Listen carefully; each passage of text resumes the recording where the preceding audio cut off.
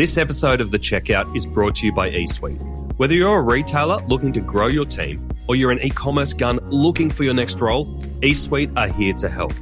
At eSuite, we connect fast-growing retailers with the best Australian e-commerce talent. We're working with some of the best in the business, including Accent Group, InQ, Oz Hair and Beauty, and Black Milk. So if you are in the market or interested in where the e-commerce market is at, reach out. Visit eSuiteTalent.com.au for all the latest job listings or contact me directly on nathan@eSuiteTalent.com.au. Now, let's get into today's checkout. Welcome to The Checkout. We catch up with previous Add to Cart guests and ask them 5 quick questions to get to know them better and leave you with a little extra inspiration to get you through your Friday. Today's checkout features Alex Sinickas, who is the co-founder and engineer at Milkdrop. Milkdrop is changing the way breast pumps work for women by redesigning the pump from the nipple up. And as you'll hear from Alex, they have a much bigger mission at play. Established in 2019, Milkdrop has already attracted funding, won the Amazon Launchpad, worked closely with universities, and won government grants. All right, Alex, welcome to The Checkout. We're going to learn some things about you on our Friday morning. Question number 1.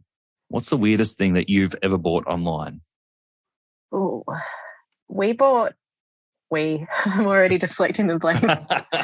Here we go. I bought what we call Artemis, who is our breast model on I didn't even know what, it's like Alibaba or something. As long as it's not like wish.com. No, but it did screw up because it was both me and my co-founder Ravi, because we're both searching for something that we could use to test our pump on, and it's just like a silicone breast. And so, we were trying to find lifelike silicone breasts as opposed to porn-like silicone breasts, and it just went down places I've never been before, and pricing, and it was super weird. Anyway, that's probably the weirdest thing I've ever bought online. But she did arrive, and we use her, so it's, I guess, worth it. Ends justifies the means. And why Artemis? Oh, we just felt like she needed a goddess style name, and she needed to be majestic, and Artemis seemed like the most dignified sort of name we could give her, because we thought that she needed to be respected. It's sort of a bit weird when you're working in a lab with breasts, and we just wanted to, I don't know, make it a little less weird. I like it. I can imagine you had to clear your search history after that one. I did. I'm never really sure if that clears it though. I don't understand how that stuff works. I'm sure someone knows somewhere. Just go on what ads you served up afterwards. Number 2, who is your favourite retailer? I would say there's a little coffee store in Melbourne called Market Lane. They roast their own coffee, and they have a flagship store, but they also have small stores set up around Melbourne, one on Faraday Street, if anyone's ever been there, which is just a window. And the reason why I love them is because they have this attention to detail, and everything is beautifully and perfectly done with so much of everything that they do in the mind of the customer. And it's just imbued throughout the people that work there. You never get a stroppy person. They're always delighted to see you. I just think that they have somehow figured out this culture of beautiful design and high quality product that I always try to kind of go back to them when I'm struggling with that. So it's not like a full retailer in the traditional sense, but I think that they do a really brilliant job. But you're attracted to other retailers who have strong design aesthetics and principles. Yeah, exactly. I mean, I'd have to shout out to Adore Beauty. I think that the way that they have set up their business, again, with the experience of the woman in mind, all of the educational stuff they put around it, they're sort of gold standard in that area. Imagine if you were that good. Yeah. Yeah. All right, number 3. Which retail fad do you wish was history? I don't know if it's a fad because it's been around for a long time, but I really, really dislike fast, cheap products. And I think that we're starting to see that change, with environmental need. I think that we should be making things once preferably from things that can be fully recycled, making them well and not sort of throwing them away. And I think that is starting to kind of have its rebirth, but it's still not there yet. And we're going to have to solve that in the next 10 years. So, yeah, I wish that was history. From a design perspective, as an engineer and a designer, does it take a lot more effort to design things that are sustainable than not sustainable? No, actually, it's on the commerce side that the trouble is. So, in your design, you just change the requirements. In structures, for example, we design sometimes for a 300-year life or a 100-year life or whatever. The catch, and you can do the same for products. Like, we've designed this cushion to last the entire pumping journey. The catch is that it costs more.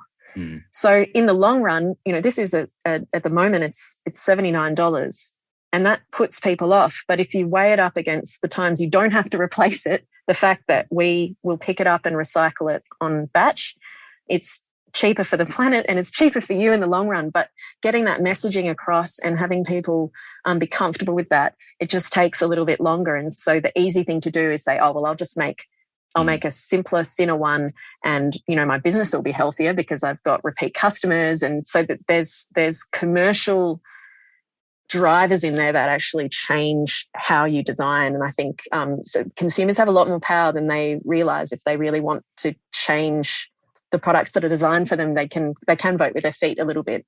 It's kind of hard if it's not there, but you can choose what you buy and try and choose the things that will last. Yeah, absolutely. All right, number 4. Can you recommend a book or a podcast that our listeners should immediately get into? Yeah, there's a podcast called Cautionary Tales, which is stories of failure, but they're told in a really, really interesting way.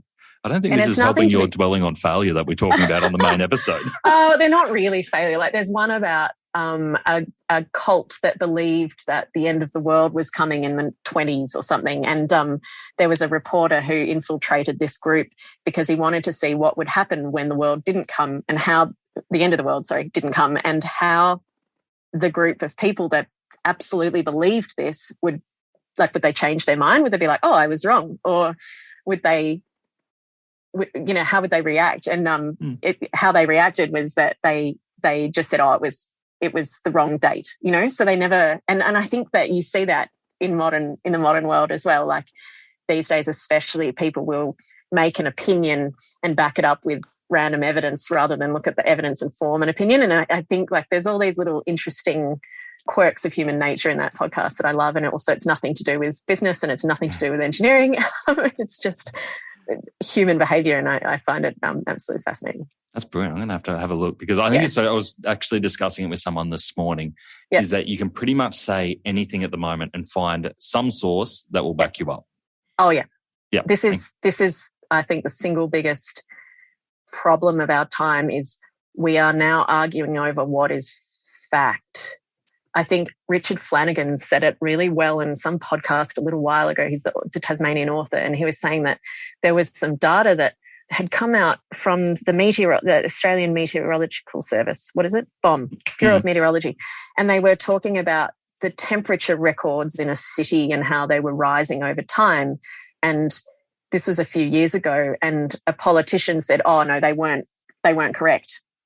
And so this was the first time a couple of years ago where we're saying, actually, our data is not, we're not actually trusting our data. So when you do that, what have you got to go back on? You can't have a rational argument about it because you don't even agree on the basics. And I think this is a big problem we're going to have to solve or figure a way around. Yeah, it's bad when power overranks data. Exactly. And yeah. Oh. This is a whole other podcast. We could go, yeah. I feel like I have a lot to say on this topic, but I'm just going to... Sorry if you tuned out already. All right, number 5. The last one I've got for you. Not very quick fire. Oh, sorry. No, I could go down that path all day. Yeah. All right, finish this sentence. The future of retail is... mass customization. I think that we have the technology now with 3D printing and all sorts of other things to be able to make things that fit each human being en masse. That's exciting, especially really when you're out to solve medical devices for women. It sure is, yeah. Beautiful. Alex, thank you for joining us on the checkout. Thank you so much. To hear more from Alex, jump back into episode 123, where Alex talks us through her approach to product prototyping with her engineering background. We also discuss some of the ways Alex and her team are getting information on the size and the shape of Australian women's nipples, which includes getting flashed in public. Just a standard day in the office. And totally unrelated, but very cool, Alex tells us about her time as a ski patroller where she had to use dynamite to trigger avalanches. Thanks for listening, and until next time, keep adding to cart.